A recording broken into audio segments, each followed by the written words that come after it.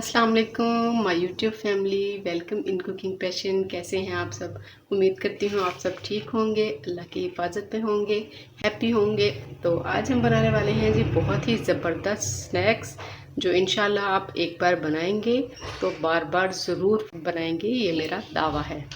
तो ये स्नैक्स बनाने के लिए हमने लिए हैं जी 2 बॉयल आलू, और हमने इसका छिलका उतार के इसको बिल्कुल बारीक हमने इसको मैश कर लिया है।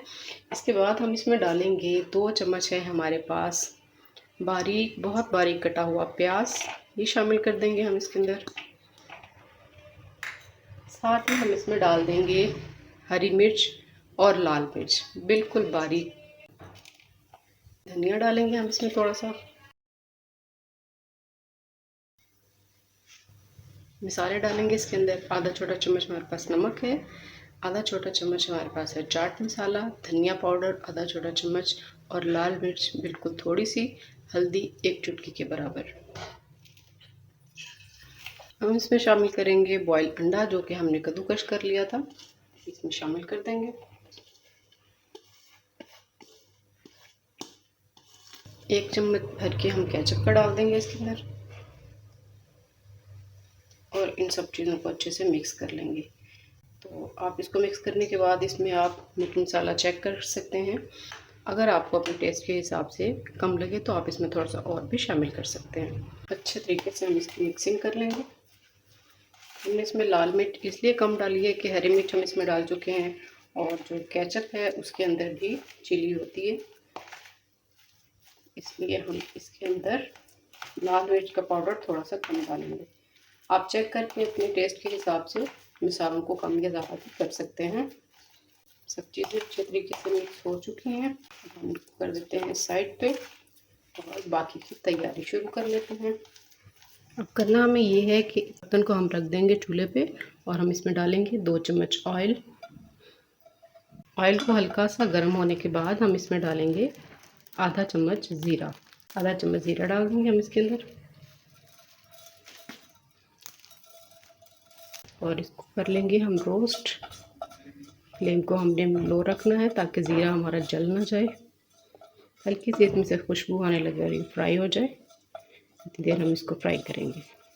तो ये देखिए ज़ीरा हमारा रोस्ट हो चुका है। हमने तकरीबन 1 मिनट के करीब हमने इसको फ्राई किया है, और ज़बरदस्ती इसमें से खुशबू आनी शुरू हो चुकी है। अब हम इसके अंदर डालेंगे आधा कप है हमारे पास सूजी, इसको हमने छान लिया था, ये डाल देंगे, और बिल्कुल लो फ्लेम पे चम्मच हिलाते हुए इसको हम फ्राई कर लेंगे।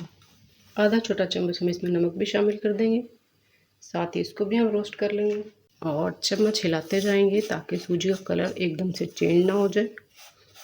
सूजी को हमने 2 मिनट तक भून लिया है, और बहुत ही ज़बरदस्त भुनी हुई सूजी की खुशबू आ रही है।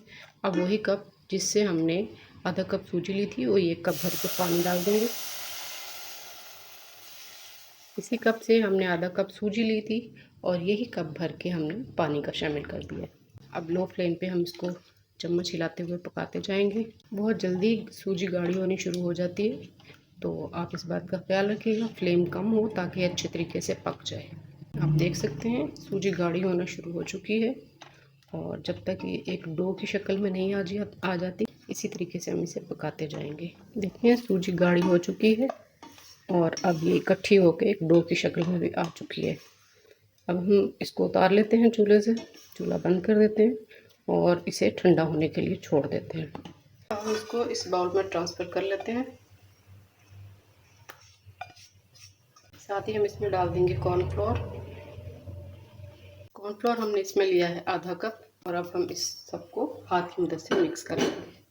अब इस सूजी की डो से हम बनाएंगे एक पेड़ा, और ये जो हमने रखा है बेलन, इसके ऊपर हमने थोड़ा सा खुश्क मैदा डाला है, और इसको अब हम इस पर रख के बेल लेंगे। इस तरीके से हम इसको बेल लेंगे, और उसके बाद जो है हम इस तरह से कोई भी चीज़ ले लेंगे, कोई ढकना वगैरह या गिलास है आपके पास, छोटी कटोरी है, उसकी वजह से हम इसमें कट्स लगा लेंगे ऐसे। और बाकी को अब हम इस तरह से निकाल लेंगे, और इसको दोबारा इस्तेमाल करेंगे। ऐसे बना के तैयार कर लेंगे हम सारी। इसी तरीके से हम इसको दोबारा बेल लेंगे।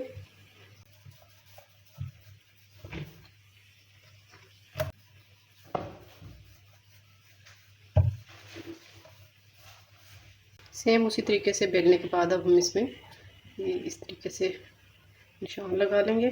जितनी के हमें स्नैक्स बनाने हैं उतने उतने हम निशान लगा लेंगे। अगर आप बड़े बनाना चाहते हैं तो इससे कोई बड़ी चीज़ लेके आप उसके ज़रिए भी इसमें ऐसे निशान लगा सकते हैं। बाकी का हम इसी तरीके से निकाल लेंगे और इसको दोबारा बेल लेंगे हम। अभी देखें इस तरीके से हम इसको उठाएंगे और एक चम्मच भर के हम इस पर रख देंगे इस तरीके से। साथ में हम ये दूसरी शेप उठाएंगे, हल्का सा इसको प्रेस करेंगे, साइडों से हम इसको अच्छे तरीके से नीट कर लेंगे।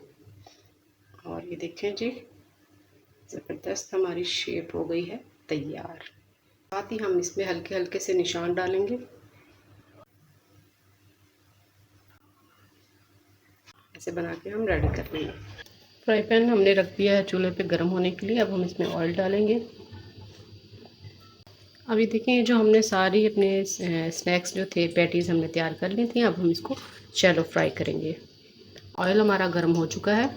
अब हम इसको इसमें डाल देंगे। तो एक वक्त में मैं 4 स्नैक्स फ्राई करूँगी और फ्लेम को हमने लो रखना है। फ्लेम को हमने लो ही रखना है। अभी हम देखते हैं इसकी साइड चेंज करके। ये देखें हल्का सा कलर इस पे आ चुका है।